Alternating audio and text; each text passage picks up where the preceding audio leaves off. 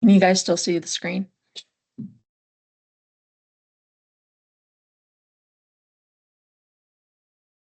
Todd, Yeah, we can see it. thank you.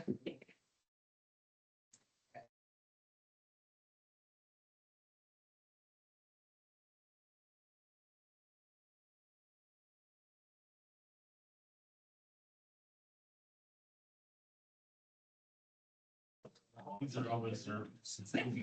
Lisa read third? For me, right? Christie's like.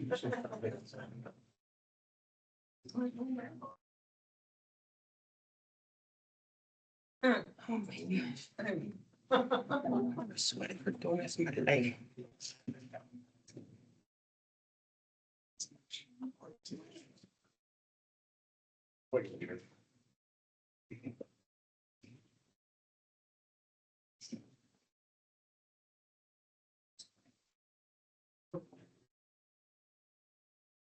I didn't do it, I just said. My turn. First one. Yeah,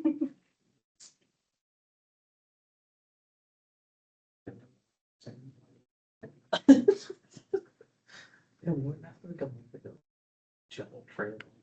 And it's like. So this is something about.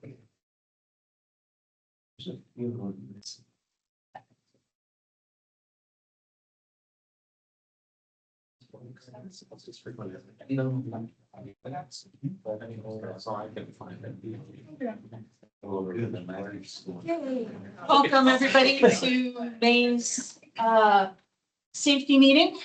This month is going to be on our environment.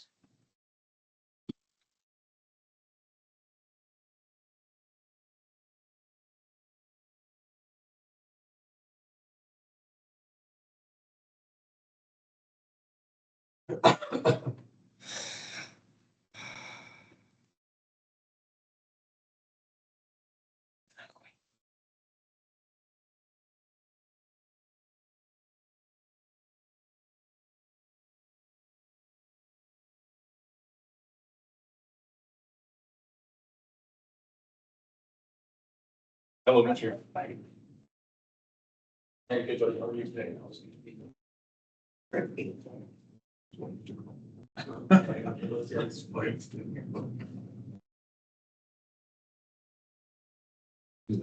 Yeah, exactly.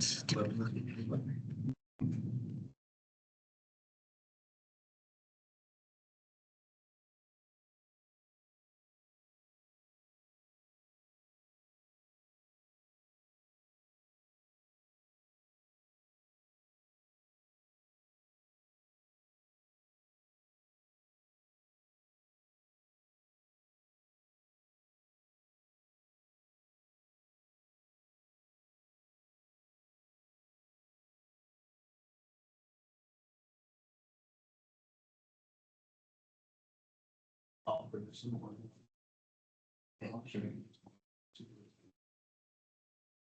Thanks, how many mosquitoes? Yeah, are you good? It's I on. haven't seen, no. It's on. No. I don't know. The people would talk to, like, they're not eating. It's on. Applications come. It's up here. It is my last day. I think this is the only. Awesome. Yeah. I don't want to associate.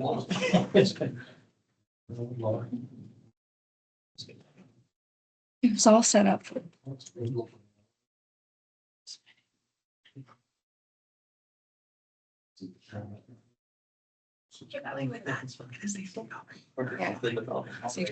right, guys, we're just gonna do a little bit of troubleshooting to make that work. While we do this, though, great time. Who's got a safety topic or a safety moment they can bring up?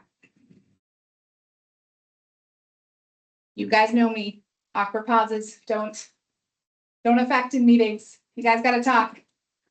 Near miss, close call, oh shit moment. What do we got? Anyone online?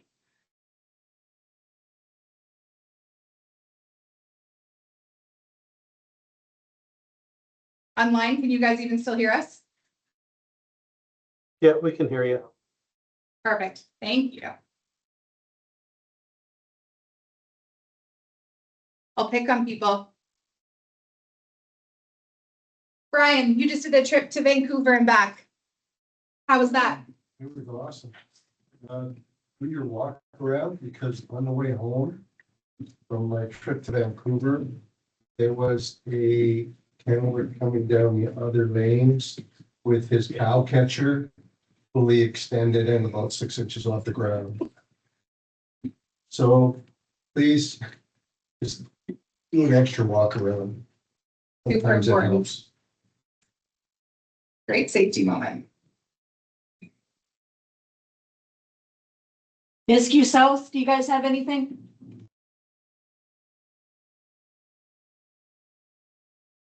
Nope. Manville? You're all talking. No. Called your bluff. Nothing? Come on, you guys, just one safety moment. Making sure projects are well planned out and identifying processes and hazards and controls. We've had 3 projects going on the industrial cleaning side recently where we've made the effort up front to plan out the work well. And it has gone very well, very smoothly. Yesterday, we did a project at Trans Mountain. We hadn't even finished the project off, and we had 2 other customers phoning us saying, we want you guys to come and do the exact same thing for us at our facilities. So spending that extra time up front pays huge dividends, both in the quality of work and in the safety of the execution. Great, thank you. So this month, we're gonna talk about Alberta weather. The province's climate has changed drastically over the last several decades, featuring substantial warmer winters, increased risk of severe drought, and more intense erratic precipitation.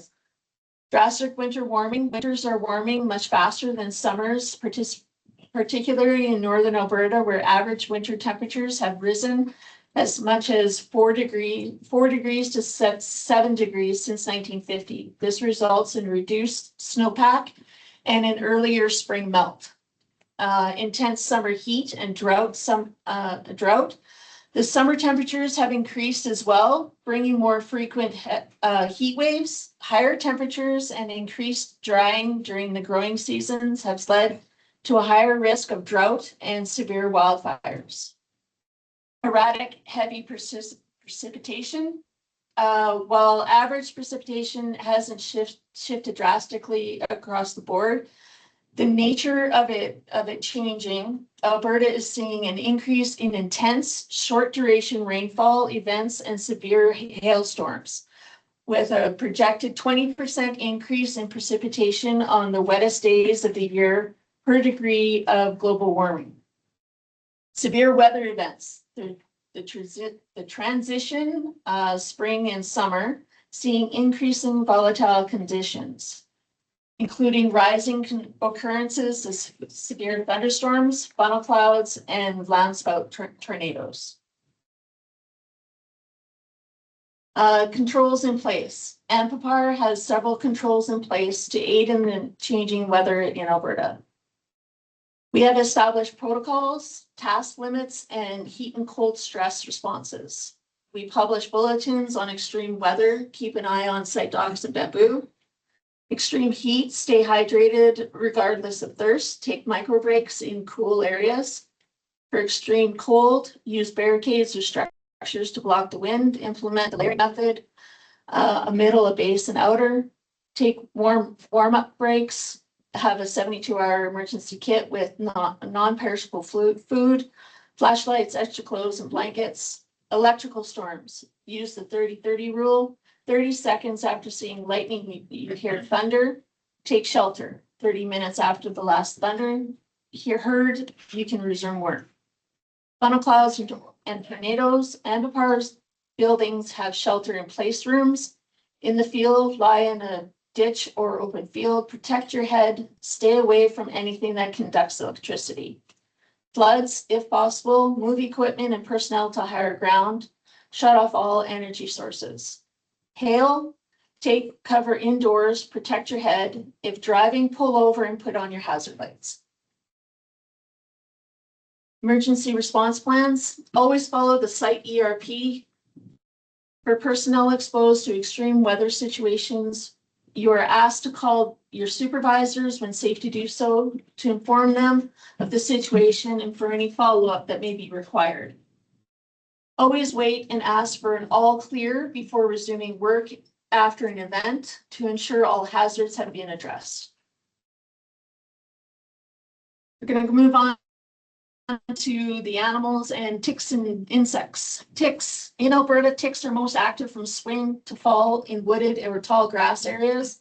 While the most common species, the Rocky Mountain wood tick, does not transmit Lyme disease, the black leg tick capable of carrying it are occasionally found. Locations, tall grassy regions, wooded areas, the low-lying brush. Popular parks, river valleys are common habitats. Seasonally, ticks wake up and start questing for hosts as soon as daytime temperatures consistently rise above 4 degrees. Tick identification, the Rocky Mountain tick, the most common species in Alberta. They are larger, about 3 to 6 millimeters, unfed and reddish brown, making them easier to spot on pets and clothing. The blackleg tick, less common, smaller, and have a reddish orange body with dark black legs and shield. They are the species that can carry bacteria that causes Lyme disease.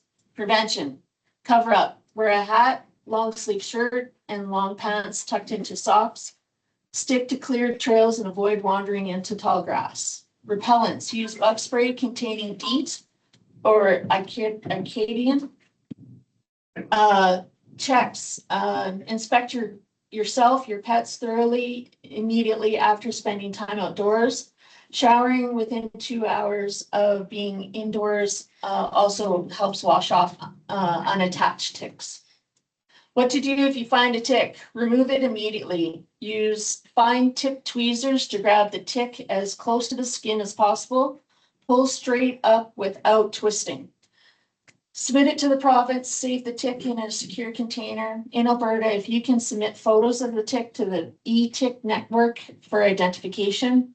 Monitor your health. If you develop a rash, fever, or flu-like symptoms after a bite, consult a healthcare provider. Insects. Yellow jackets, the most common cause of insect stings and severe allergic reactions in Alberta. They are highly aggressive and often nest around underground or in hollow logs. Wasps, including the common paper wasp, they are active near human dwellings, especially in late summer. Hornets, specifically the bald-faced hornet, which build large teardrop-shaped papery nests in trees.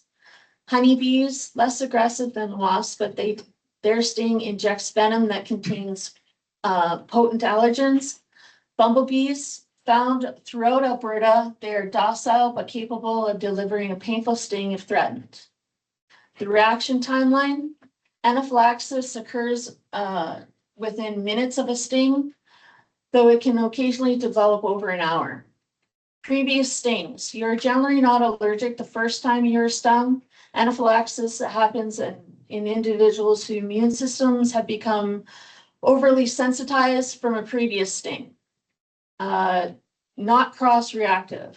Being allergic to a wasp does not automatically mean you're allergic to a bee, as their venom proteins differ. Biting insects, while extremely rare, severe systematic allergic reactions can sometimes be triggered by the bites of mosquitoes, deer flies, or bed bugs. Mosquitoes, the itchy raised red bumps can occasionally transmit the West Nile virus. Black flies, unlike mosquitoes, they use mouthparts to slice the skin rather than pierce it, creating small, painful, and often bleeding wounds. Horse or deer flies, they are painful, aggressive biters that can draw blood, resulting in localized swelling. And biting midgets or noceums, They can inflict a painful, intensely itchy bite that can leave small red welts lasting for several days. If you are allergic, and you do have an EpiPen, make sure that your coworkers, your supervisors, and the guys on site know that you have an EpiPen in case you do become stung or anything and you need assistance with the EpiPen. The incident review for this month, we were doing really well up until the last week or so. On the 2nd of May, we had a spill. The coolant line broke and spilled on the ground. On the 7th, we had a near miss, a big rock between 2 tandem tires on a water truck. On May 12th, we had another spill, radiator hose split, spilling water estimated on a water truck, estimated 9 liters of coolant onto the soil. On May 19th, we had a near miss. One of the heater lines developed a hole in it, which started seeping coolant, but there was no spill to the ground. The valve was shut before the leak could spread or impact the ground. On the May 23rd, another near miss. Truck got stuck on soft road and the truck was towed, no damage to truck, and it was returned to work. On the 25th, we had a spill. Operator noticed some fluid on the ground. The hydraulic ram to the power steering was leaking. On the 27th, property damage. The driver rubbed the tires against a lily pad and punctured one tire and cut the side wall of the other 2 tires.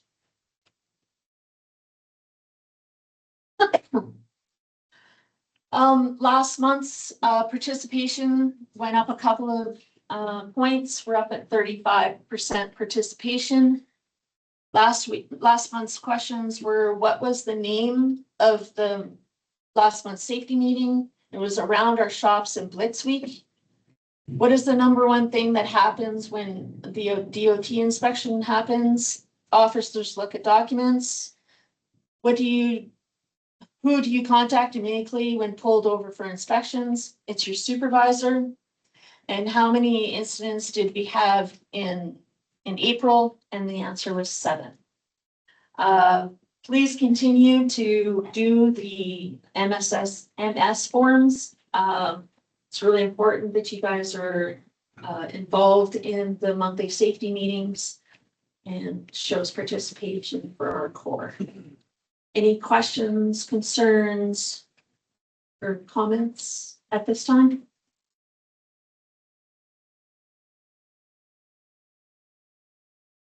Anybody from Manville? I have a positive shout out Sure. for Manville. So we did go through DOT Blitz Week, guys. So all of you know, they did do it a little bit later this week than this month than what they originally planned. So it was planned for a week. It ended up rolling out in our area the week after. As a result of that, we had one truck go through a level 1 inspection and it came out with flying colors. No mechanical defects noted, no driver defects or paperwork. So kudos to that operator for sure. It was one of our hydrovats. And kudos to our mechanics team to make sure that our stuff is in operating condition all the time and that we're able to do that. We're not able to pass those inspections without you guys doing such a diligent job on our equipment. So good job, everyone, to get us through that. They are still going to be out doing inspections and checks on our equipment. We see that more in the summer as the things go on, but we're definitely in good shape right now. So thank you to everybody for making that possible. Great, thank you. Anybody from Manville have questions or concerns? No. Anybody from Nisku South, questions or concerns? No. Thank you very much, everybody. See you next month.